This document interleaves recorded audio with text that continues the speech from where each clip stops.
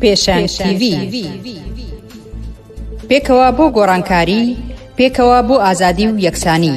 کەسێ بەتەمای چاکسازی لەم دەسەڵاتەیە بکەم، بەس خەوە بینێ. نەریتێکی شۆڕژێرانە، نەریتێک کە لە خوارەوە خەلیکە بنیاتی کۆمەلگایە. دەسەڵات ناتوانێت جا بە کێشەی ژناباتەوە بەڕۆ حتا بەڕێوەبەراتەکانی خۆشیان کەوتونەتە ژێر پرسیارەوانی. بۆ بیستنی بۆچوون و تێڕوانینی جیاواز و دژەباو، بۆ خستنە ڕۆی دنگی مرۆیی و یەکسانی خوازی. دەسەڵاتە بۆ ئەم سیستەمەکە 83 خوێندکار لێک کۆلدا بخوێنێت. ئەم ناوانە دروستە بۆیان تەنها ناوی حکوومەت دروست نییە بۆیان. چەک و پارەیان نستنیتەوە معناژی نامێنە ئیتر. چارەسەری بنەڕەتی بۆ کێشەی خەڵکی کوردستان و لەعنانی ئەم دەسەڵاتەیە. هێنانە پێشەوەی دنگی ناڕزایەتیە جەماوەریەکان و بڵندگۆیەک بۆ هەڵسوڕاوانی. هێناوە بەهۆی خۆپشاندانەکانەوە بۆ بەهۆی خۆڕاگری خەڵک و ئیرادەی خەڵکەوە بۆ کە بەدەستێنراوە. بێکارانە بە ئەودەستێکی کەم ئیشەکەن و ماگانە موچەکانیان پێنادن. وازات و خەڵک تونتر ئەبێ. ئەگەر مەترسیەک هەبێ لەسەر هەرێمدا یەکێتی و پارتی بۆ خود یەکێتی و پارتی مەترسی وڵاتەکانی مەنتیقەشیان بۆ سەر هەرێم زیاد کردووە. خستنەڕووی واقعیەتی دەسەڵات و ئۆپۆزیسیۆنی ساختە و پەردە هەڵماڵین لەسەر نیازیان. خۆشحاڵی هەبێ بەوەی کە هیچ ریفۆرم و چاکسازیەک و بەخازاتی خەڵک لەلایەن ئەمانەوە بکرێت. مێژوویەک و کارنامەیەکی قوڵیان هەیە لەسەر ملهوڕی، لەسەر چەکڕاکێشان، لەسەر تعداکردن لەسەر خەڵک. ئەمانە دژمنی خەڵکی کوردستان بوونە لە پشتیان لە خەڵکی کوردستان کردووە. دێماسپێکی پەرشە بەسەر چینی کرێکار و بەشە جۆراوجۆرەکانی چینی کرێکار و هەموو کۆمەلگایە پەرزیان کردووە. بۆ تاو توێکردنی ئەو بابەتانەی کەمتر لە میدیاکانەوە دەبیسترێن، بەشێکی زۆری لە حیزبە چەپ و کۆمۆنیستەکانی دنیا و هەروەها بەشێک لە هەڵبژاردنەکانی ئەوروپا ناڕەزایەتیان دەربڕی وینەکانی تاوانی دروست کردووە و تاوان ئەنجاما دەسەڵاتی چەکداری میلیشیای حزابی میلیشیای لە کوردستان. خەڵک لەلایەکۆ قەویترە، سازمانی تەیارکردە، ڕادیکاڵترە. بۆ نیشاندانی ڕێگەی ڕزگاری خەڵکی، پێشنگ TV هەموو ڕۆژانێکی چوارشەممان کاتژمێر 9 شەو بە کاتی کوردستان ڕاستەوخۆ بەخشی بەرنامەکانی دەکات. شەرمەزار نابێ ئەو هەموو جەنەراڵە مقەبایە لە ناو شارەکەی خۆیان بینێ بە ئەنواع و ئەشکال چەکی ئەسلحەی قورسەوە طەبیعیە بەلایە. یەکەمین جارە لە کوردستان کرێکاران خۆیان دەستبەرن بۆ مەراسیم و چالاکی یەکیایە. شۆڕش تەنها ڕێگەیە، هەڵسانی خەڵک ڕاپەڕین و خۆشانی جەمالی تەنها ڕێگەیە کە ئەڵتەرنەتیڤێک دابینکە. لە فەیسبوک، یوتیوب، ئینستاگرام، تویتەر و تیکتۆک فۆلۆمان بکەن. بەرنامە و گرتە ڤیدیۆیەکان ببینن. پێشنگ TV پێکەوە بۆ گۆڕانکاری، پێکەوە بۆ ئازادی و یەکسانی.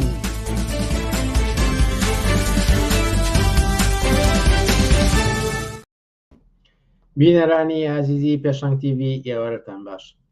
پاش دابڕانێکی دوو هەفتەی دووبارە دێنەوەلاتان بۆ پێشکەشکردنی پاشی ڕاستەوخۆ بەرنامەکانی پێشنگ TV. من بنان مستەفام و بەرنامەکانی ئەمڕۆ 10 ئاپریلی 2024تان پێشکەش دەکەم. بەرنامەکانی ئەمڕۆمان لاسێتەوە پێک هاتووە سەرەتا سەبارەت بە کۆنگرەی شەشەمی حیزبی کۆمونیستی کرێکاری کوردستان بەرنامەمان دەبێت. لە پێشوازی یەکی ئایاردا هەفتانە بەرنامەمان دەبێت تا دەگەینە یەکی ئایار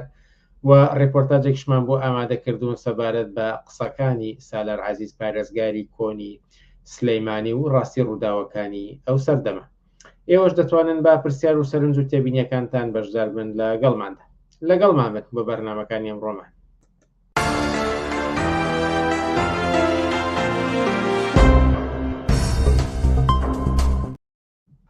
ماڵە بینەرانی عزیز دەروەک ئاماژەم پێدا کە یەکەم تەوەری ئەمڕۆمان تایبەتە بە کۆنگرەی شەشەمی حیزبی کۆمونیستی کرێکاری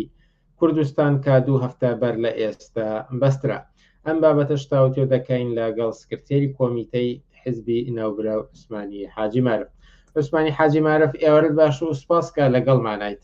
ئەم یارێ باش و زۆر سلااوی و سوپاسیشتا دەکەم. ئەگەر ئێوە هەڵسەنگاندنێکی کورت و خێرا بۆ کۆنگرەی شەشەمی حیزب بکەن چۆنی هەڵدەسەنگێنن؟ بەمانایە کە شۆڕشۆ خێرەنە کۆنگرای بوو شۆشێ لە ناو نوێنەرانە هەبوو لەگەڵ میوانەکانە ئەو فەزا سیاسی ئەو فەزایی کە ئومێدێک بۆ حیزبە هەیە ئەو فەزایی کە خۆشببینیەک یا مەسەن چاوەڕوانێک لەوەی کام حیزب ئەتوانێت دەور و دەخالەتی لەناو کۆمەڵگەیە هەبێ ئەتوانێت پێشڕی بکە ئەتوانێت خۆی ئامادەساسی بکە بۆ شۆشی کرێکاری وە لەو پێناوەیە لەو ڕێگاوەیە سازماندەی بکە خۆڕێکخراو بێ بەرنامەکانی کە هەیەی بیباتە پێشەوە کاری عملیدانێ هەنگاوەکانی خۆڕێخستنەوەی و ئامادەبوون و باسکردن لەسەر مەسلەی دەسەڵاتی سیاسی ئەمە فەزایە بوو کە لەناو کۆنگرە شۆڕۆشۆقێکی چاوان بەرچاوی هەبوو بۆ چاوەڕوانکراوە کە ئەم حیزبە لە هەولی ئەوە خۆی ئامادەکا بۆ ئەو ئاڵوگۆڕانی کە لە کۆمەلگەی کوردستان و کۆمەلگەی عێراق و ناوچەکە قابلی ئەوەیە کە ئاڵوگۆڕی تازە بێتە پێشەوە ئەمە مەسەلەیەکی جدیە و حزبیش لەناو ئەو فەزا سیاسی و نا ئەو وەزع سیاسیە خەریکی ئەم کۆنگرێ بوو و لێکدانەوەکانی باسەکانی ئاراستەکانی ئەرکەکانی کە ئەو کۆنگرێ بڕای لەسەرە بەشێکە لەو ڕێڕەوەی کە حزبی کۆمیسی کرێکاری کوردستان لە کۆمەلگەی کوردستان و لە عێراقا ئەوی باتە پێشەوە هێز و ببێتە هێزێکی بەرچاو لە هاوشێشە سیاسەکانە. ئەگەر بینە سەر باسەکانی کۆنگرە سەرێکی ترین باس و بەحسەکانی نێو کۆنگرە و هەروەها بڕیارەکانی چی بڕیارێکی تێدرا و سەرێکی ترین گفتوگۆکان لە چی چوارچێ و گۆشەنیگەیەکە قسە و باسی لەسەر دەکرا. بەڵێ من لێکێڵەوە مەسەلانەیە و کە ئەتوان بڵێن راپۆرتی سیاسی هەڵسەنگاندنی حیزب بوو لە ماوەی کۆنگری 5 بۆ کۆنگری 6 ماوەی 2 ساڵیان و زۆرتر نیشاندانی ئەو ئەرکە سیاسیانە و ئەو جێگە و ڕێگە سیاسی پێگەی حزبی کۆمیسی کرێکاری لە کۆنگری 6 بۆ کۆنگری لە کۆنگری 5 بۆ کۆنگری 6 کە بەحسی سیاسی و مەسائلی سیاسی و دەخالەتی حزب لەو چوارچێوەی و کۆمەڵگەی کوردستانە و ناوچەکە چ جێگە و ڕێگەک و چ دەورێکێ بوو کەم ئەمە جێگەی پەسەندی هاوڕێیانی ناو نوێنەرانی کۆنگرە بوو و لەمان کاتە ئاراسەیە کە ئاڵوگۆڕێکیش کە چاوەڕوانەکرێ کە بێت چی ترکا و چی کە بێتە پێشەوە ئەمە مەسەلەی ئەو راپۆرتە سیاسی بوو کە لەلایەن مەکتەبی سیاسی و پێشکەشکرا ئامادەکرا بوو لە هەمان کاتە یەکێ لەو باسانەی کە دۆخی سیاسی و ئەوزای کوردستان و ناوچەکە کە باسێکی سیاسی جدی بوو لەسەر بنەمای ئەو لێکۆڵیناری کە چاوەڕوانیە کرێ ئەو ئاڵوگۆڕانی کە لە ناوچەکەیە لە عێراق لە کوردستانە دێتە پێشەوە ئاڵوگۆڕێکە زۆر جیاواز لە دەورانێکی تر لە دەورانەکانی پێشووتر چۆن حربی خەلیج شەڕی کەندا و ئاڵوگۆڕێ بوو لە ناوچەکەیە تا لە عێراقا بدوای ئەوە 2003 ئاڵوگۆڕێکی کە بوو حەوی شوات ئاڵوگۆڕێکی تر بوو هاتنی داعش ئاڵوگۆڕی تر بوو ئێسش باسێک لەسەر ئەوە کرا لە لێکدانەوەکانی چوارچێوەی هەلومەرجی سیاسی تازەی کوردستان و ناوچەکە ئاڵوگۆڕێکی تازە بەڕێکەوەیە کە ئەو ئاڵوگۆڕەش جۆرێک کۆتایی هێنانە بە سەقامگیری بە ناسەقامگیری سیاسی بەمانایەک بۆ کۆتایی هێنان بە دەورانێک کە کوردستان لە جێژاوێکی سیاسە عێراق لە جێژاوێکی سیاسە ئەمە ئاراسەیەکە بەو مانایە ئەڕاتە پێشوو ئەمە چەند تاقیق بێت چەند تاقیق نابێت وەکەی جێبەجێ ئەبێ بەحسێکی ترە بەڵام مەسەلەی باسی ئەساسی ئەو دۆخە سیاسە لەو چوارچێوەیە کراوە و چۆن حزب ئەتوانێت خۆی ئامادەکە بۆ ئاڵوڕانەوە ئەرکەکانی چێبێت جێگەڕێگەی چێبێت چه حزبێکی کۆمیسی پێویستە و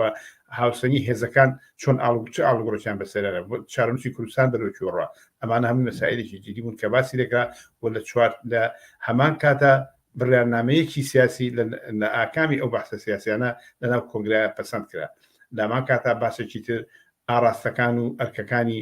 حزبی کۆمیسی کرێکاری ئەویش لە ئامادەکردنێک بۆ حزبێکی سیاسی کەوێ دەسەڵات بگرێ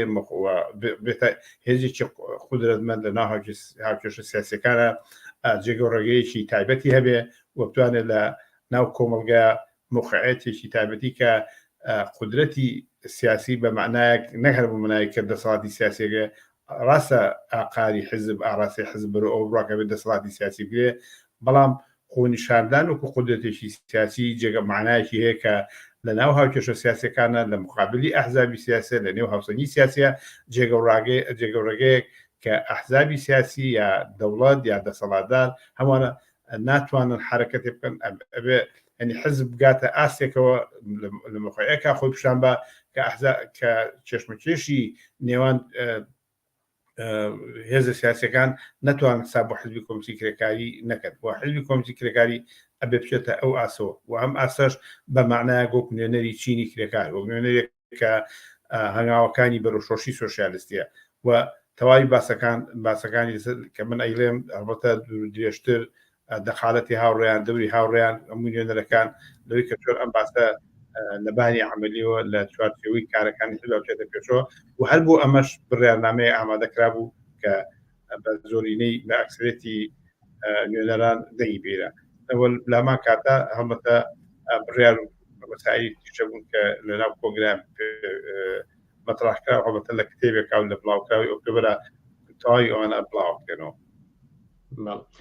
هەڵبەت ئێستا بەشێکیش لە وێنەکانی کۆنگرەی شەشەم لەسەر شاشە دەبیندرێن بەڵام ئەوەی کە ئێوە باستان کرد حیزب کۆمیسی کرێکاری کوردستان بێتە حیزبێکی دەخاڵەتگەر ئەمێ پرسم بە عملی چی دەستورکارێکی نوێ کۆنگرە هێناوێتە پێشەوەکە بڵین دەورانێکی جیاوازتر ئەبێت لە چاو ڕابردوودا هەر لەشەوە بڵێم کاتێک کە ڕاگەیاندنی کۆتایی کۆنگرەی حیزبی کۆمیسی کرێکاری کوردستان بڵاو بووە چەند وێڕای پیرۆزبایی و چەند دەستخۆشیەک لێرە و لەوێ ئەبینرا بەڵام کۆمەڵە سەر کۆمنتیش ئەبینرا لەسەرەوەی کە ئاخۆ ئەم حیزبە بەڕاستی شتێکی پێ بکرێت قسەی ئێوە لەم بارەیەوە چیەوە هێڵی کۆنگرە چی بوو؟ یەکەم شت ئەگە وەکو باسم کرد لە راپۆرتی سیاسیە کە باسی مۆقعەتی حیزبەکە لە کۆنگرەی پێنجەوە کۆنگرەی پێنج جۆرێک هەرچەنە باسەکانی مەسائلەکانی کۆنگرەی پێنجیش باز لە قودرەتی سیاسی و دەسەڵاتی سیاسی و خۆعامە بووە هەوڵدان بۆ کۆتاییان بەم دەسەڵاتی ئەحزابی ناسیۆنالیستی و لە کوردستانە و هێنانە مەیدانی دەسەڵاتێک کە بەخواست و ویست و دەخالەتی ڕاستەخۆی خەڵکی تیاوێ بەڵام لامان کاتە ئەمەش بە ڕاهبەری حیزبێکە بێ کۆنگرەی پێنج جۆرە ئامادەکاری لەباری عملیەوە بۆی کە حیزب ئۆرگانەکانی ڕێخا مؤسساتەکانی پیا بچێتەوە و جۆرێک زۆر مەیدانی تەشکیلاتی و تەنزیماتیا بتوانێت ئیمکاناتێکی تایبەت بەدەستبێنێ بە بۆچوونی راپۆرتی سیاسی یا بە راپۆرتی ڕێخستنەکانی حیزب تەواوی ئۆرگانەکانی جۆرێک ئامادەکاریی باش کراوە لەو بارەوە مەسەن لەباری کۆمیسیۆنی کرێکاریەوە لەباری کۆمیسیۆنی ئالامیەوە لەباری کۆمیسیۆنی مالیەوە لەباری کۆمیسیۆنی ڕێخستنەوە تەواوی ئەو کۆمیسیۆنی کە سازمان دراون ڕێکخراون لە دەورەی کۆنگری پێنج بۆ کۆنگری شەش راپۆرتەکانیان لەوێ پێشکەش کرا و پیشانیدا کە حزب لەو بارە هەنایەکی باشۆتە پێشەوە هەڵبەتە ئەمە ناتوانێت هەموو شتێ کە مەسەلەی ئەسلی ئەوە کە حزب چۆن ئەتوانێت لە ناو کۆمەلگا لە رابطە بە حزب و کۆمەلگەوە چ جێگەورەگەیەوە و ئەم هەرچەنە لەو بارەوە لە کۆنگری پێنج بۆ کۆنگری شەش مەجموعەیە جێگە و ڕێگە و دەخالەتی لە ناو ناڕەزایەتەکانی خەڵک بەرامبەر دەسەڵاتی سیاسیە تا ئەو ناڕەزایەتیانە بۆ ڕوخانی دەسەڵات بووێ بۆ خواستەکانی خەڵک بووێ بۆ خواستەکانی فەرمانبەر و مامۆستایان بووێ حزبی جێگە و ڕێگەیەکی لەو بینە و کادرەکانی و ڕابەرەکانی جێگە و ڕێگەیەکی تایبەتیان بووە و ئەمە هەنگاوێکە سەرەتاکە بۆی کە لەم ئەم بارەیە ئەم مەسەلەیە زیاتر ڕێکخراوەتر بکرێت زیاتر حزب دەخالەتکە زیاتر حزب پێشڕەوی بکە بۆ زیاتر بتوانێت لەو بارەوە ڕێخستنی جەماوەری دەوری موقعەتی جەماوەری زیاتر دەخالەتی پێشڕەوانەتری هەبێ و لەم بارەیەوە بە بۆچوونی من حزب لە حزبی ئێمە پێشەنگیەکی باشی هەیە و جێگەڕێگەیەکی باشی و وەکو حزبێک کە ناسراوە ئەتوانێت ئەو هەنگاوی کە ئەڵێم بێتە حزبێک لە پەیوەند بە کۆمەلگەوە دەخالەتی بێ ئامادەکاری هەیە ناڵم هەموو شتێکە ناڵم توانێتی هەموو شتێ بکە بەڵام ئامادەکارە و ڕەهبەریەکی بەتوانای هەڵبژاردووە هەتا سێکێ لەو شتانی کە ئیشاری پێبین زیادکردنی ژمارەی کۆمیتە مرکزیە بە معنایەکە کە ئامادەیی هەیە بۆ ئەوەی کە لە ڕیزەکانی حیزب کادرانی حزب دەور و دەخالەتی باشتر و ئیجابیتر و پێشڕەوانەتریان هەبێت ئەمە هەڵبەتە ئەو کەسێکە لە دەرەوەی حزب سیرکە هەچ کەس نەزەر و بۆچوونی خۆیە ئەکرێ کەسانێ ئەم حیزبیان پێشڕەو نەبێ ئەم حیزبە دەور نەبینێ هەڵبەتە لە ناو جەنجاڵی و چەشمەکێشی کۆمەڵایەتی و چەشمەکێشی ناو هێزە سیاسیەکانە هەڵبەت بۆچوونی جیاوازەیە هەڵبەتەوە خۆی جیاوازەیە مەسەرەن ئەبینن مێژوێ حزبە پاشەخشەی تێکراوە زەربەی خواردووە ئاسان نییە ئێمە بتوانین لە وەکو بڵێن لە شەو ڕۆژەکە بتوانین ئەوەی کە باسمان کردو لە کۆنگرا بە شەو ڕۆژی بێنی ئەلبەتە کاری زیادەی ئەوێ کاری بەفراوان ئەوێ کارێکە ڕابرێکی مچەجم بێ کارێکە دۆستانت پشتیوانی لێ بکەن هەڵبەتە بە دوور دەخاڵەتمان لە نێو جەماوەری ناڕازی لە ناو کرێکاران لە ناو زەحمەتکێشان ئەتوانێ بکارە بکە بەبووچوونی من لە بەرنامە و سیاسەتێکە لەم کۆنگرەیە پیشانی بە حزب ئامادەیە بۆ ئەو کارە جامەتر سەرکەوتنی ئەم کارانەش لە عمل لەو پرۆسەیە دەرەکەوێ کە حزب ڕۆژانە یا بەپێی بەرنامە سیاسەتەکانی چۆنە باتە پێشەوە ئەو ڕاهبەری چ جێگە و ڕێگەیەک ئەتوانێت پیاکە و ئەمە هەنگاوێکی دێ و حزب ئامادەیەکە ئەم کارە بکە هەڵبەتە سەرکەوتنیش هەموو شتێکی سەرکەوتنی هەیە و پاشەکشیتیایە ئەمە سەنگی مەحەگە چەندها حزب چوونەتە پێشە و کشاونەتەوە و جاریشکە چوونەتەوە پێشە و ئەمە واقعیتێکە و حزبی ئەمەش لە ناو کۆمەلگا و ڕوو بە سیاست و ڕوو بۆ گرتن بەدەسەڵات شەڕێکی سیاسیەکە شەڕێکی تەبەقاتیەکە شەڕێکە دیفاع لە چینی کرێکارەکە هەڵبەتە ڕێکخراوبوونی چینی کرێکار مهمە مەقاعدی چینی مهمە زەرفێتی ئەو مەسائلانە مهمن حزب شتێکی تەنهانەیە کە بتوانێت هەموو شتێ بکە هەڵبەتە حزب بێت دەخالەتی بێکە فرسەت دروستکە مەدان لە مەدانە لە مەدانی سیاسی و مەدانی چێشمەکێشی چیناتی و مەدانی شەڕ لەگەڵ دەسەڵاتە ئەبێ زیاتر بێتە پێشەوە زیاتر دروست دەخالەتی بێت ئەگەرچی ڕەنگە ڕاستەوخۆ پەیوەندی بە باسی کۆنگرەوە نەبێت بەڵام پرسیاری بینەرێک بێنمە سەر شاشە و ئاراستەی ئێوەی بکەم و دەڵێت بۆ حیزبی کۆمەنیست بارەگای نییە لە هەولێر و دوهۆک و زاخۆ لەو شوێنانە گرنگە بۆ کۆمەنیستەکان بوونی هەبێت ئەگەر بتانێ وەڵامی ئەو پرسیاری بینەرە بنەوە سپاس گوزارە بم ڕاستە ئێمە نەمانتوانێت بارەگا لێ بکەنەوە یەکەمیانەوەی کە فەزاکەی بۆ ئێمە نەگونجاوە و لەباری تەشکیلاتیشەوە ئەو بەفراوانی کە لە مەسەل بۆ نمونە لە شاری سلێمانی هەمانە لەوێ کەمترن بەڵام بارەگاش مەعیار نییە بۆ ئەوەی کە مەسەن حزبی ئێمە زعیفە لە هەولێر حزبی ئێمە تەشکیلاتی هەیە کۆمیتەی هەیە فعال هەڵسوڕاوانی هەیە دەور و دەخالەتیان هەیە بەڵام فەزای هەولێر واقعیتێکە کە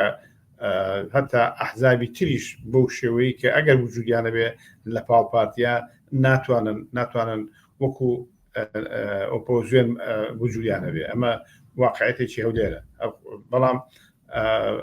بەڵامەش معنانەیە کە هەڵبەتە هاوکێشەی سیاسی بگۆڕێ جێگەڕێک ئێمە بگۆڕێ هەوڵێن ئەو دەورەش لێ ببینین ئەوە بەوە هەتا ڕەهبەرانێک کە بتوانن دەور دەخالەتیان نەبێت لە ناو چینی کرێکار لە هەولێرا لە ناو ناڕەزایەتەکانی هەولێرا ئەمەش یەکێکە لەو ئەولویەتانی کە ئێمە دامانەوە لە پرۆسی کارمانە لە چوونە پێشەوەی هەنگاوەکانی حیزبە دەور دەخالەتمان مەسە بۆ نمونە لە منتەقەی گەرمیانە دەخالەتێکی باشمان هەیە کادری باشمان هەیە بەڵام لەوێش کاری بە خەرداریمان نەکردووە هەڵبەتە ئەگەر کادرەکانمان هاوڕێیانمان ئەو دۆستانی کە ئەتوانن ئەو کارەکە و ئەیانێ ئەو کارە بکەن و خەرجی ئەو کارە دەرێنن ئێمەیشمانە ئەمان نییە بەڵام نەبوونی ئەوە زعفی ئێمە نییە نەبوونی ئێمە لە بێژگە لە سلێمانی کرد نووسین گەشتی کەمانە ڕاستە لاوازیەکە بەڵام بە معنایونێکە ڕێکخراوبوونی حزب موقعیەتی حزب جێگەورەکەی حزب لە لای دۆستان و هاوڕەکانی تەنها بەستاوێتەوە بە بارەگاش ڕاستە مەسەلەیەەکە بەڵام هەتا بارەگاش هەبێ شەدێ ئێمە ڕەنگە بتوانین بارەگا لە شوێنەکە بکەنەوە بەڵام معنای لەکە لە شوێنەکە بارەگامان کردەوە تەواو بەهێز بووین و ئەتوانین هەموو شتێ بکەین ئەگەر چەند ساڵێکی تر و لە سەروبەندی کۆنگرەی حوتەمی حیزبی کۆمونیستی کرێکاری کوردستاندا چاوپێکەوتن بکەین لە چ جێگە و ڕێگەیەکدا بێ حیزبی کۆمونیستی کرێکاری کە ئێوە لێی ڕازین و یان دەخوازن کە لەو کاتەدا لەو جێگە و ڕێگە کۆمەڵاتیادا بێ هەڵبەتە هەر حزبێک بەتایبەتی حزبی کۆمونیستی کرێکاری لە هەر شوێنێکی دنیا بێ هەتا و کاتەی کە ئەگا بە شۆڕشێک کە باڵادەسی دەور و جێگەیەکی چینی کرێکارە دەور دەخالەتی جەماوەری ناڕازیە کرێکار و زەحمەکێشە هەموو وەختی تا نەگەین بۆ هەموو وەختێک ئەڵێن ئەمە هەنگایەکی باشمان ناوە بەڵام هیچ کار نابێت ڕازی بین هەتا ئەوەی کە حتا کرێکارانیش لە چینی کرێکار بە ڕابەری حزبی کۆمونیستی کرێکاری بێتە دەسڵات بگرێتە دەست ئەوەی کە چۆن ئەتوانێت بیپارێزێت چۆنەچێتە پێشەوە چۆن ڕزایەتی کۆمەڵگەوەرەگرێ بەرحاڵ ئێمە ناتوانین لە هیچ نەک کۆنگری کۆنگری هەشتیش تا نەگا بەوەی کە ئامادەکاریەکانی کۆمەڵگەی کوردستان کۆمەڵگەی عێراق لە ئێران لە ناوچەکەیان لە شوێنێکە شۆڕشێکی گەورە بەپانە بێ و بە ڕەهبەری کۆمەنیزمی کرێکاری هەر حزبێکی کۆمەنیستی کە بالفعل تاقیقێواکە کە دەور و دەخالەتی دەسەڵاتی کرێکاران و زەحمەکێشان بەتایبەتی دەسەڵاتی کرێکاران جێگیرکە ئێمە هیچ کات ناتوانین ڕازیبین هەمیشە بێ ئەڵین هەنگا چوینێتە پێشەوە جا لە کۆنگری حوتە ئەتوانین لەم شتانی کە دامان ناوە ئەم ڕێگە و نەخشەکار و بڕیارنامە و نەخشە کێشان و لێکدان و سیاسیانی کە هەمانە ئەو ئاراسایی کە هەمانە ئەو ئەرکانی کە دەمانە تا کۆنگری حوتچەنی ئەتوانین بەرینە پێشەوە مەسەلەیەکی ترە ئەتوانین لە کۆنگری حوتە دوای کۆنگری حەوت قسەی لێ بکەین. ئەگەر کاتێکی کەمان نابێت و بیخەمە اختیاری خۆتانەوە قسەیەک ما بێ سەبارەت بە کۆنگرەی شەش یاخود حیزبی کۆمونیستی کرێکاری کوردستان بتانەوێت بە کورتی بیڵن فەرموون. من ئەو خۆشببین و خۆشباوەڕی کە خۆم هەم بە حیزبی کۆمونیستی کرێکاری و کادران و ڕابەرانی ئەم حیزبە ئەو ژمارە کە خۆی کاندیدکرد بۆ کۆمیتی ناوەندی و ئامادەی پیشانناوە بۆ کارێک لە ڕاستای چوونە پێشەوەی کۆمیتی کرێکاری بزوتنەوەی کۆمونیستی و بزوتنەوەی کرێکاری ئەمە هیوادارم بێتە ئومێدی ئێمەش پیشانی بین و ئەوانش بۆ کەسانی ناڕازی و کەسانی کرێکار و لە زۆرینەی خەڵک پەیوەست بن بەم حیزبەوە بێن ئەم حیزبەوە لە ڕێی هەڵسوڕانی سیاسی ئێمە لە ڕێی جێگە و ڕێگای کە ئێمە لە کۆمەلگای هەنگاو بە هەنگاو پیاکەین بۆی کە بتوانین ئەو ئامانجوو نەخشانی کە دامان ناوە لە کۆنگری حوتە بە هەمومان بە هەمووی کە حیزبی ئێمە کە ئێستا منوەکو یەکێک لە ڕەمزەکانی ناڕزایەتی لە بەرامبەر دەسەڵاتی سیاسی ئێستا لە بەرامبەر دەسەڵاتی سەرمایە و سەرمایه‌داریە پیشانیا کۆنگری حوت بە کۆبوونەوەی هەمومان کۆبوونەوەی هەموو ئەو دۆست و هاوڕێ و هاوڕێیانی کە ئەیانەوێ هەمان ئامانجوو ئاڕاستیان هەیە بەیەکەوە کۆبینەوە لە ماوەی ئەم تاگەی پێش کۆنگرەش بگەین بە خواستمە کە کۆبوونەوەی ئەوان نزیکبوونەوە ئەمان بە هاوڕێتی بە دۆسایەتی بە پشتیوانی لە بەرنامە سیاسەتیمە بەڕەخنە هەتا بە هەر جۆرەکە نزیکبوونەوە لەم حیزبە پیشان بن دڵسۆزی بۆم حیزبە پیشان بن و ئومێد بەم حیزبە پیاکەن ئێمە هەوڵی ئەوەین هیوادارم لەو بارەوە هاودەنگ بین پێکەوە بین و بتوانین بچینە پێشەوە و تا لە کۆنگری حەوت چەند هەنگاو زیاتر لەوەی لە کۆنگری شەشا چۆتە پێشەوە بە چەند هەنگاو زیاتر بچێتە پێشەوە بوونی حیزبێکی کۆمەنیستی لە ناو کۆمەلگەیە مانای نزیکبوونەوەی ڕزگاری خەڵکە لەو جۆر و سیستەم و ناڕزایەتێکە هەیە و هیوادارم ئەمە بە هەمومان توانین جێبەجێکەین. بە هیوای سەرکەوتن بۆتان عوسمانی حاجی مارف سکرتێری کۆمیتەی ناوەندی حیزبی کۆمونیستی کرێکاری کوردستان زۆر سپاسکە لە بەرنامەکانی ئەم شەوی پێشەنگ تیڤیدا ئامادە بوون. زۆر سپاس بۆ ئێوەمان دەبن. عزیزان وچانێکی کورت و بەرنامەکانمان تایەکی ئایار بە پێشوازیەکی ئایاردا دەست پێ دەکات لەگەڵمان بمێنەوە.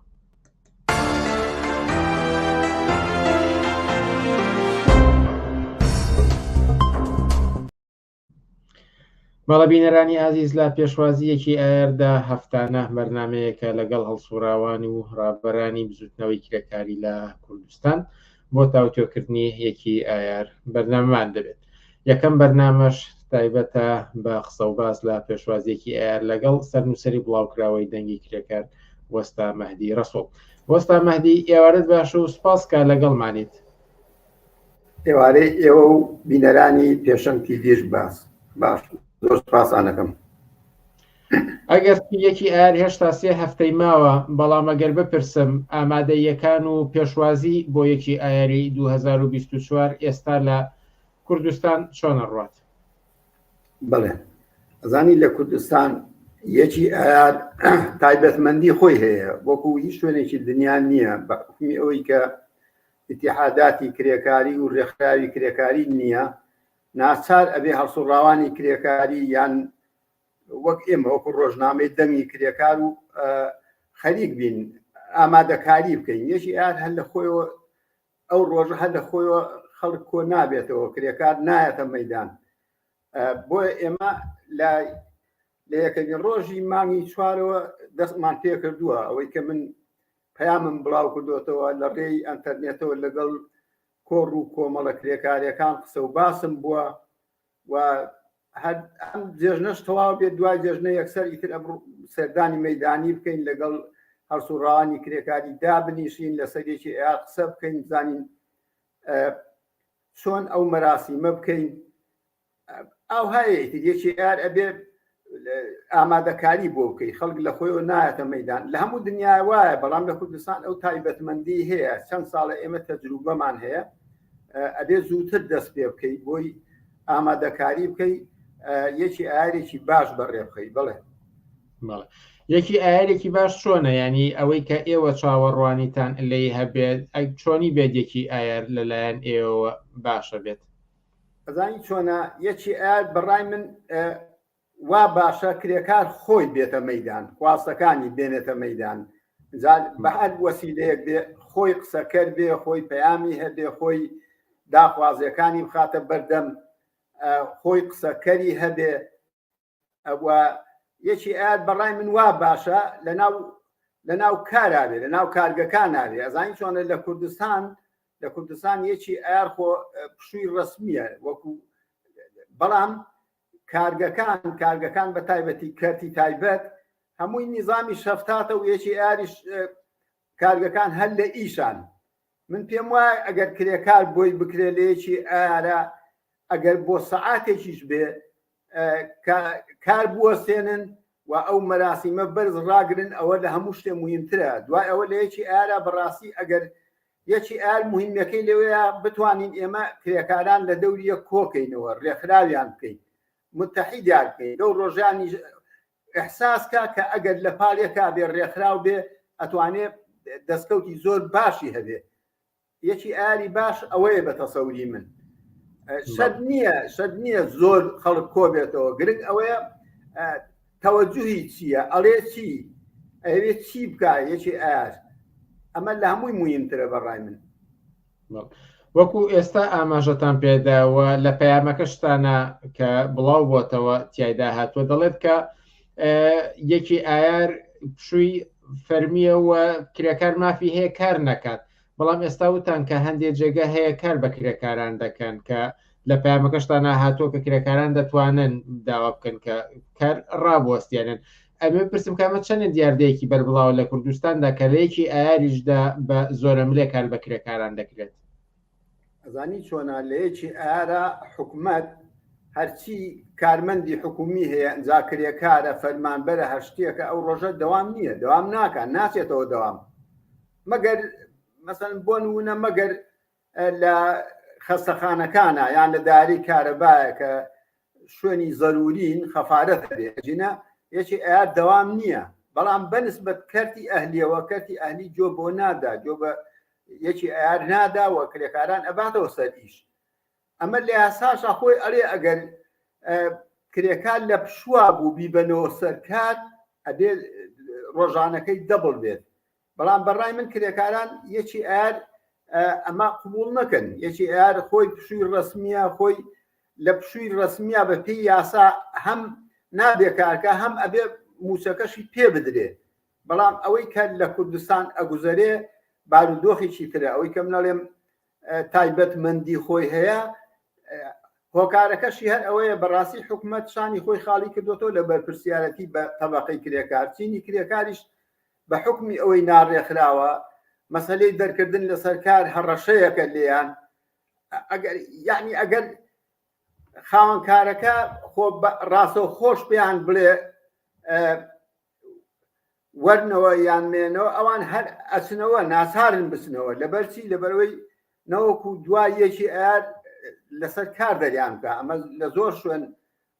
هەڕەشیان لێ ناکەن بەڵام ئەچنەوە ناسارن بچنەوە ئەوەیە جیاوازەکە ئەوەیە یەکی ئایار فەرقی هەیە لە کوردستان یەشتان چۆنە لێ کرێکار پرت و بڵاوە ناڕێکراوە ئازادی ڕێکخراو بوون نییە بۆیە ئێمە ناسالین ئەمەکە ئەگرینە ئەستۆی خۆمان و هەوڵی سەدەین یعنی ئیلا کرێکار بەڕێکخراو بوون ئەتوانێت ئەو مناسەباتانە بە سەریعی پێپەڕێنێ و هیچ ئەزیێتێکی نەوێ. پێم وانێ لە ئەوروپا لە یەکی چوارەوە هەوڵدەن خۆیان ئامادە بکەن کە لە یەکی ئاراچیەکەن، چونکی فەرقەکە تۆ لێرە پرت و بڵاوە ئەبێ کرێکار پێی بڵێ یان لە سوێنی کاری خۆبی یان وەرە لەگەڵ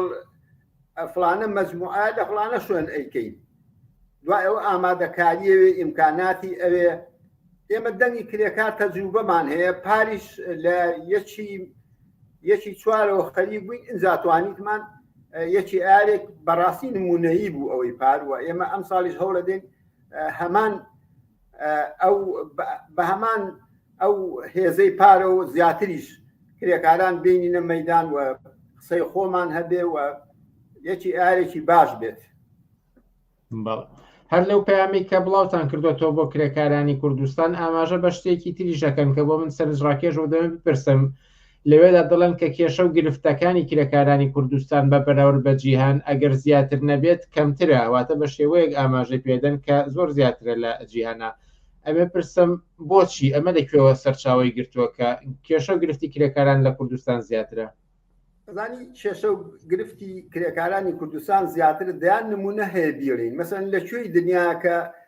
تۆ ئەیبینی کرێکار ئیشکا و لە ساڵێکا دووسێ موچەی بخورێ یان موچەکەی دوا بخرێ، ئەمەیەکە لەو گرفتانەی کە ڕوبەڕووی کرێکارە بێتەوە، یان ئازادی ڕێکخراو بوون دەرکردن لەسەر کار. ئەمانە هیچی بڕوا ناکەم لە هیچ وڵاتێ بەم شێوەیە بێ کە کرێکار ئەگەر قسە بکات لەسەر کارەکەی دەریکەن ڕاستەوە خۆ،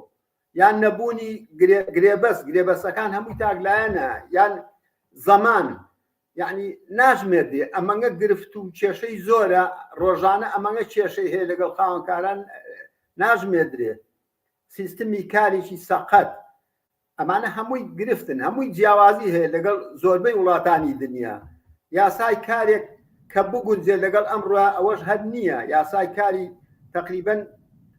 ئەتوانم بڵێم 65 ساڵە یەک یاسای کار هەیە کە دەرچوو لە عێراقا، هەر یەشا هەر ئەوە جێبەجێەکەن. ئەوەش ئەوانی کە لە ناو یاساکەشا وەک مابدانرا وەک پێویست جێبەجێ ناکرێت.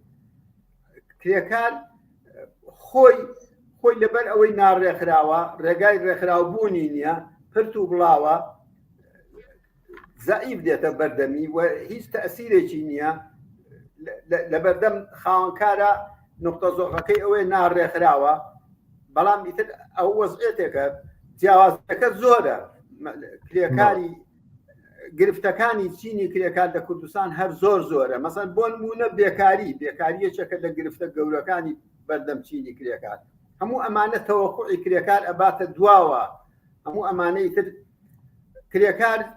زۆرێک ناهومێدی بەسەریا زاڵە بێ. خۆیەکی ئەیاری تر ئەوەیە تۆ لانی کەم لە دەوری یەکۆوە بێتەوە لەناو ئەمە کرێکار هێزی خۆی ببێنێ، دوای ئەوە خۆی ڕێکخراوکە، بە نامەی کاری خۆی هەبێ. ئەمەیە گرفتەکانمان زۆرن. بەڵێ پرسیاری بینەرێک بێن مەسەر شاشەکە و ئاراستەی ئێوەی بکەمەوی شەر سەبارەت بە یادکردنەوە یەکی ئەیارە دەڵێ کرێکاران دەکرێت بە ڕێگەی جیاواز خۆیان لە ناو کارگە و شوێنی کارەکانیان بە شێوەی جیاواز مناسبی یەکی ئایار بکەنەوە. ئێوە پێشنیارتان لەم بارەیەوە چییە؟ ئەزانی بەڕای من ئەوە باشترین شتە ئەگەر کرێکاران بتوانن لە ناو کارگەکانە، من ئیشارەتیشم پێدا، نیو سەعات کار ڕابگرن، با خاوەنکار ئێحساس بکە ئەو هێزی کارە چ قووەتێکی هەیە، نمایشی هێزی خۆیەتی لەو ڕۆژەیە.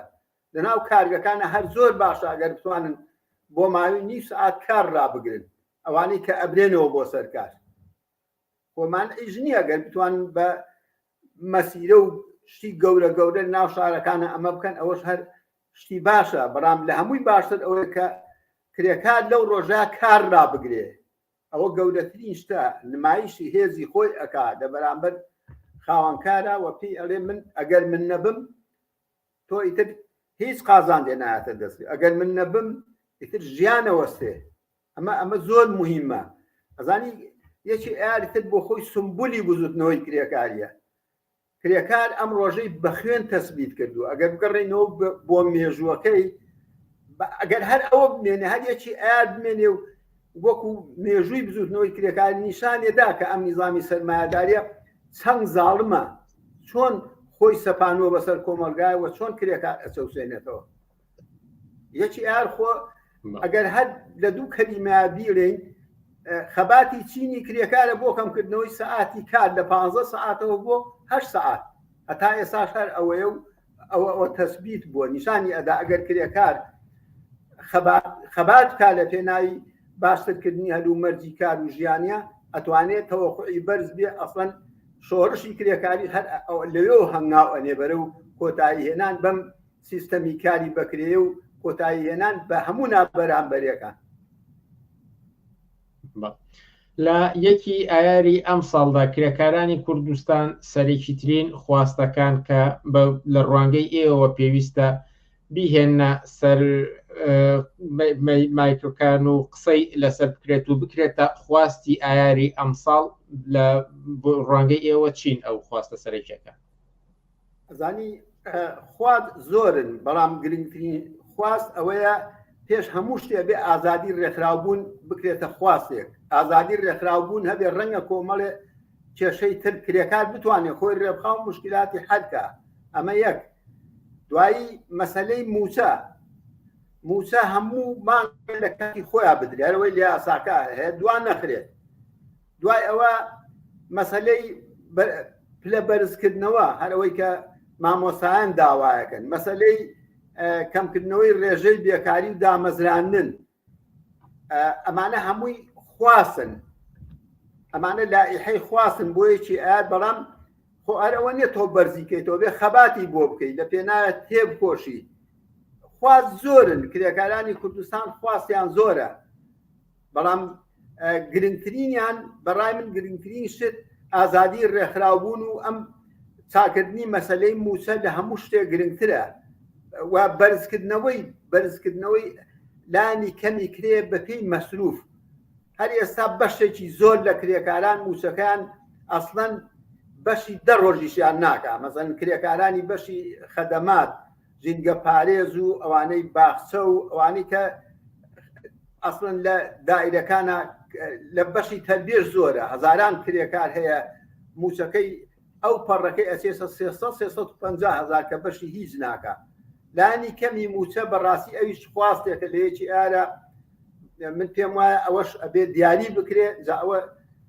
ئیتر ئەوە قسەی لەسەرە کرێ و ئەو لیژانانەی کە هەڵەسن بۆ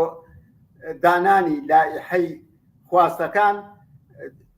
نازانم لەسەر چی ئەبڕێنەوە ئەمانە خواستن کە من بەیانم کرد هەموو ساڵێکیش لائحەی خواستەکان هەیە و بەرز ئەکرێتەوە و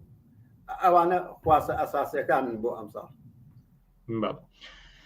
دوایین قسەتان پەیامتان بۆ کرێکارانی کوردستان کە چۆن پێشوازی لە یەکی ئایار بکەن و قسەیەک ما بێت لە پەیوەند بە ئایاری 2024ەوە وەکو سەرنووسەری بڵاوکراوی دەنگی کرێکار فەرموو ئەزانی پەیامی من بۆ کرێکارانی کوردستان ئەوەیە بە هەر شێوەیەک وە لە هەر شوێنێ بۆیان نەکرێ نێڵن یەکی ئایار تێپەر بێ و قسەی تیان نەکەن بە هەر وەسیلەیە بۆیان نەکرێکی ئایار بکەن لە ناو کارگە بۆ یەکرێ بڕوا بیکە ئەگەر هیچ مەجای نییە ئەتوانێت لە ئەو محیطەی کەتیایەتی یەک لافیتە داکتێ بڵێ بژی یەکی ئایار شار سوورکەن لەبەر ئەوەی ڕۆژی یەکی ئایار ئەوە ڕەمزەکەیەتی ئەگەر لەوەش هەرچی ممکنە بیکن بۆ یەکی ئاریەشە هەرکەمە چونکی ئەوە ڕۆژێکە سمبلی بزوتنەوەی کرێکاریە چۆنەڵی ڕوحێک ئەکاتەوە بەبەر کرێکارە بۆیە نابێ یەکی ئایار بە هیچ شێوە بێنین تێپەر بێ و من لە هەفتەی داهاتووە لەم دوای جێژنەیە سەردانی مەیدانی ئەەکەم لەگەڵ هەموو ئەو هاوڕێ کرێکارانە و لەگەڵ هەموو هەرسوڕاوانی کرێکاری دائنیشین قساکەین لەسەرەوەی بتوانین چۆن یەکی ئایارێکی بەهێز بەرپا بکەین بە هیوای سەرکەوتنتان و ئایارێکی سەرکەوتوو بۆ ئێوە بۆ ئێوەش وەستا مەهدی ڕەسوول سەرنووسەری بڵاوکراوی دەنگی کرێکار زۆر سپاسکە لە بەرنامەکانی ئەم شەوی پێشەنگ تیڤیدا ئامادە بوون بارە سپاس بۆ ئێوەش ئازیزان دوهەمین بڕگەی بەرنامەکانی ئەمڕۆمان تایبەتە بە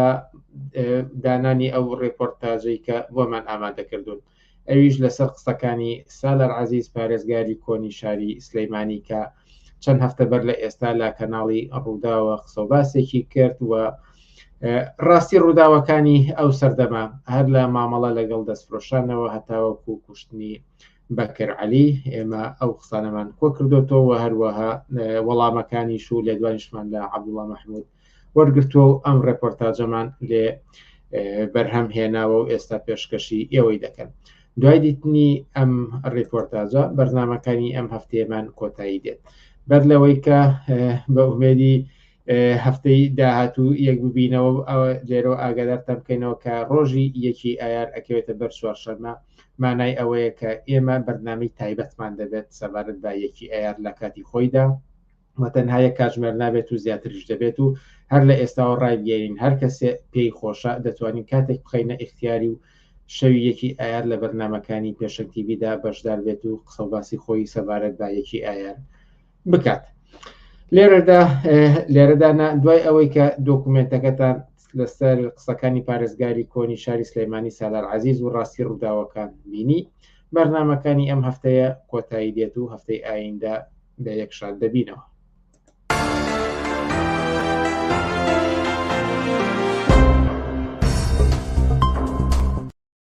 دەیکەواتە ئێمە لە ناو ئەو خانە قوڕینانەدا لەگەڵ ئەسکێ و ماردا چیەکەی؟ گەر حقیقت با 1 میلیگرام لە ژیانی سەرانی حکومەت داماوە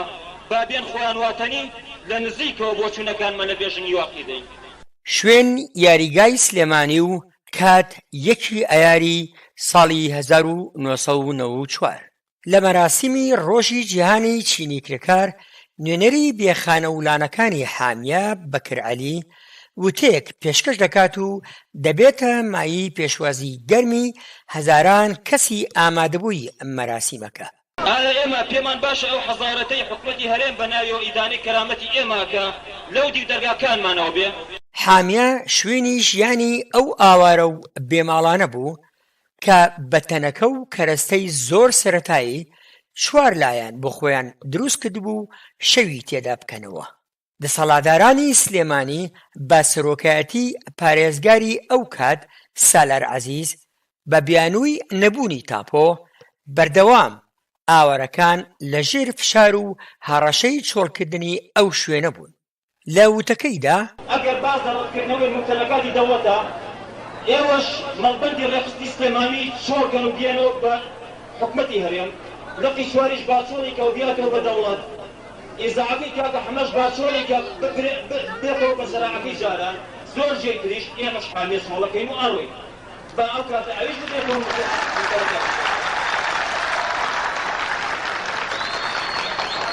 ناڕەزایەتی دانیشتوانانی حامیە بە ڕابەرایەتی بەکر عەلی درێژەی بوو. تا پاییزی هەمان ساڵ و کوشتنی بەکر عەلی هەر بە دوای ژیان سەرنەوە لە بەکر عەلی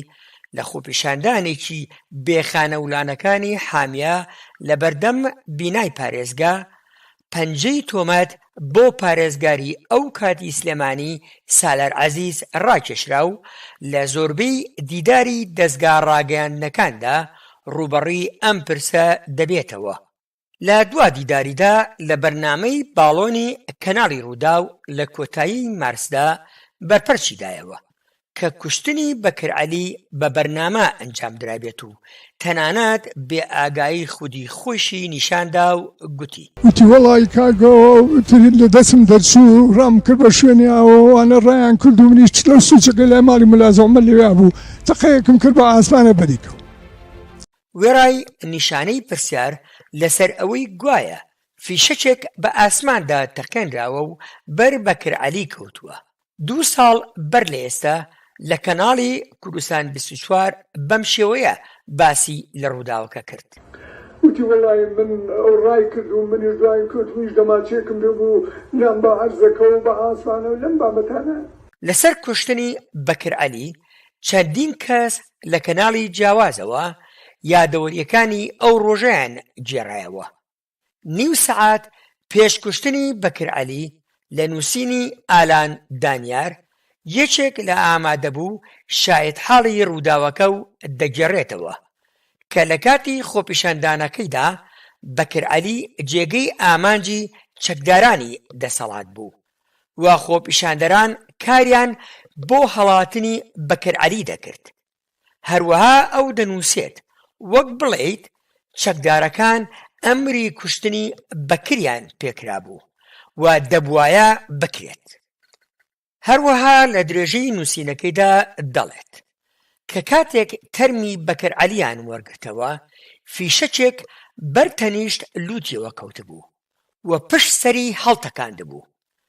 لەم بارەوە تایر حەسەن لە گفتوگویەکی ڕادیۆ پێشەنگدا دەڵێت ئەو فیشەکە لە دوورەوە پێوەی نەنراوە لە نزیکەوە پێوەی نراوە بۆیە پشتی سەری ئاوە هەڵتەکیوە دوایی بە تۆپە لەفاف خوێنەکەیان گرتوێتەوە. لە تەواوی گێڕانەوەکانیدا سالار عەزیز دەڵێت کە تەقەکەری داوەتە داوەر و لە دیمانەیەکدا لەگەڵ ئاوێنە کە مارسی 2012 بڵاو کراوەتەوە ئاماژە بەوە دەکات کە لە بەردەرکی سەرا زلەیەکی لە پۆلیسی هاتوچۆ داوە کە پارەی لە شۆفێرێک وەرگێت بوو. لەم بارەوە دەڵێت ڕەنگە یەکێک بڵێ ئەی بۆ نایدا بە مەحکەمە، منیش پێی ئەڵێم بگەڕێرەوە ئەو سەردەمە و بزانە دام و دەستگای یاسایی لە چه ئاسەکدا بووە. لەسەر چارەنووسی تەقەکەر پارێزگاری کۆن دەڵێت کە زانیاری نییە چونکە سیویەکی ئاب بەسەرداهات. هەڵبەت سیویەکی ئاب 2 ساڵ دوای کوشتنی بەکرعەلی بوو. لە ژمارەی 164 بڵاوکراوەی بۆ پێشەوە نامەیەک بە واژۆی بەکری حاجی سەفەر بۆ سالار عەزیز لە بەرواری 1995 بڵاو بۆتەوە و ئاماژە بەوە دەکات کە لە ناوبردننی ئەو کەسی ئامانج بوو ئەنجام درا. ئەو کەسەش بە تەقەکەری بەکرعەلی چاولێکراوە. لەسەر لێدوانەکانی سالار عەزیز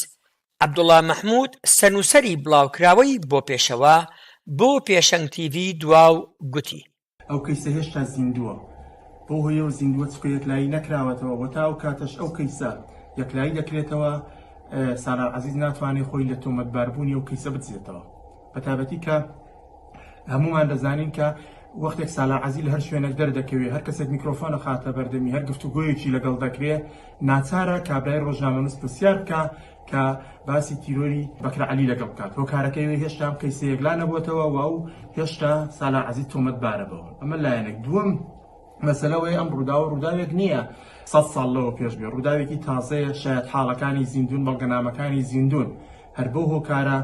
زۆر سادەیە کە بەڵگەنامەکان زیندون و شاید حاڵەکان زیندون و سالار عەزیز وڵامێکی بە هیچ کامێک لەوانە نییە ئەو کەیسە کراوەتەوە.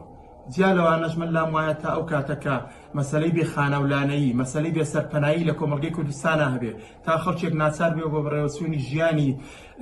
عارەبانە فرۆشی بکە دەستفرۆشی بکە لەسەر کوچەیەکدا ناچار بێ بە سەرما و گەرمای زستان خەریکی شت فرۆشتن بێ تا ئەو کاتەی خەڵکێک ئاوارە بن بێ خانەولانە بن تا ئەو کاتە ئەو کەیسە بە زیندوی دەمێنێتەوە و ئەوە سالار عەزیزە بێ لە شوێنێکدا ئەم دۆسیە کراوەیە یەکلا بکاتەوە. هێشتا سالار عەزیز تۆمەتبارە و ئەم قەزیە هەر بە زیندوی دەمێنێتەوە تا ئەو کاتەی ئەم مەسەلەیە دەمێنێتەوە.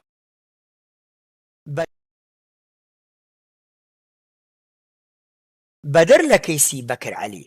سالار عەزیز بە مامەڵەی توندی لەگەڵ دەستفرۆشانیش دەناسرێتەوە. لە چاوپێکەوتنەکەی ڕووداودا گوتی کە لە خەمی دەستفرۆشاندا بووە و جێگەی تایبەتی بۆ پەیداکردوون. بەڵام هەرزوو ئەم قسانەش وەڵامی پێدرایەوە و شایەتی لەسەر پێچەوانەی ئەم قسانەدرا.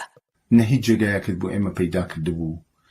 و نە هیچ بەدیلێکت هەبوو لە بەرامبەر ڕاونان و شکاندنی عەرەبانەکانمانیا هێرش بۆ سەر خەڵکی دەستفرۆش شەقڵدان لە کارتۆنەکانیان لە بەردەم مزگەوتی گەورە لە جادەی کاوە لە خانەقا لە سەرکارێز لە سەهۆڵەکە لە هەموو ئەو شوێنانی ناوشاری سلێمانی. شخصی خۆم چەندین جار لەلایەن بەکری گیراوەکانی سالار عەزیزەوە عەرەبانەکەم حجز دەکرا و دەبرا لە بینایەک دادەنرا ڕۆژی 10 دیناریان داوا دەکرد بۆ وەکو غەرامە کە عەرەبانەکەمان بدەنەوە. بیرم دێت بۆ 3 ڕۆژ من نەمتوانی ئەو 10 دینارە پەیدا بکەم و بیدەم و پێیان و عەرەبانەکەم بدەنەوە. سەرنجام 3 ڕۆژ کە چوم عەرەبانەکەم مردکردنەوە داوای 30 دیناریان لێ دەکردم. بە حاڵێکی زۆر هەتا توانیم 20 دینار پەیدا بکەم لە دۆست و ناسیاوی خۆم و عەربانەکەم سەرنجام وەربگرمەوە ئەو سەوز و میوەیە کە لەسەر عەربانەکەم بوو کاتێک کە دەستگیران کردبوو هەمی خراپ ببووە بۆ مای زەرەرکی زۆر بۆ من.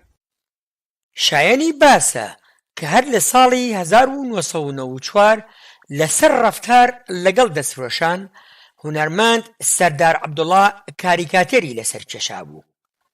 هەروەها هیوا مەجید فەرمانبەر لە شارەوانی سلێمانی باز دەکات کە لە ئەنجامی ناڕەزایەتی کۆمەڵێک فەرمانبەر سالار عەزیز هەڕەشەی کرد و گوتی بۆکسی ئامادە کرد و وتی ئەزانم هەموو کێشەکانی سلێمانی ئێوەی ئاژاوەگیر و کۆمۆنیست کە سەر بە حیزبی کۆمۆنیستن دروستان کردووە. شەقێکی بۆ کاک محەممەد داوەشاندەوە و بەڵام بەری نەکەوت. پێی وت بەس بۆم دەرکەوێت کە تۆ ئەندامی حیزبی کۆمۆنیستیت ئەتکوژم. موحسین کەریم لەسەر چاوپێکەوتنەکەی سالار عەزیز دەنووسێت کە بۆچی ناوبراو هێندە لە حیزبی کۆمۆنیستی کرێکاری تووڕێیە و باز لە بەرگری حەزب دەکات لە خەڵکی حامێ و دەستفرۆشان و هەروەها دەڵێت هێشتا سێبەری وەستانەوەی حیزب دژی پلانەکانی دژی خەڵکی زەحمەکێش و دەستفرۆشان و ئاوارە لە مێشکیدا دەزرنگێتەوە. لە پەیوەند بەم کەیسەوە دیسانەوە عەبدوڵڵا مەحموود دەڵێت لەلایەن هەموو خەڵکی سلێمانی بەتابەتی دەستفرۆشان و بێخانەولانەکان سالار عەزیز بۆتە ڕەمزی سەرکوت و شەقدان لە دەستفرۆشان و هێرش بۆ سەر خەڵکی بێخانەولانە. دۆخی دەستفرۆشان و کوشتنی بەکر عەلی شاید حاڵی زۆر هەن و قسە گێڕانەوەیان جیاوازی زۆرە لەگەڵ گێڕانەوەی پارێزگاری کۆنی سلێمانی. دەیگەروایە با حکومەتی هەرێم تەنها یەک شەو شاشەی تەلەڤیزۆنەکانی بدا بە ئێمە تا بزانین ئێمەش چەندان بڕیار و ڕای پێچەوانەی ئەوانەی ئەو نیشانە دەین. ئەو کاتە دڵنیام ناسەر حکومەتی هەرێم ئەبێ هەڵوێستەکانی بەتەڵ بکاتەوە.